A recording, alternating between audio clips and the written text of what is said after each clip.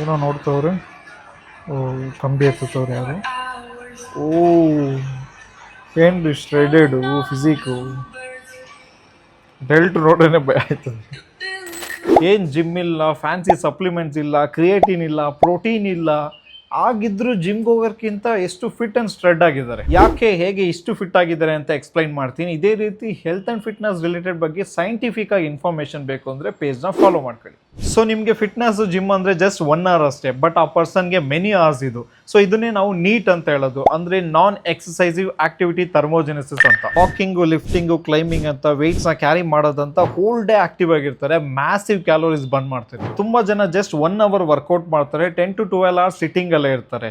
ಅದರಲ್ಲೂ ಆಕ್ಟಿವ್ ಆಗಿ ಅಷ್ಟು ಇರೋದಿಲ್ಲ, ಸ್ಲೀಪ್ ಸೈಕಲ್ ಚೆನ್ನಾಗಿರೋದಿಲ್ಲ, ಆಲ್ಕೋಹಾಲ್ ಕನ್ಸ್ಯೂಮ್ ಮಾಡ್ತಾರೆ. ಸೊ ಇದರಲ್ಲಿ 1 hour ವರ್ಕೌಟು ಎಫೆಕ್ಟಿವ್ ಆಗಿರೋದಿಲ್ಲ.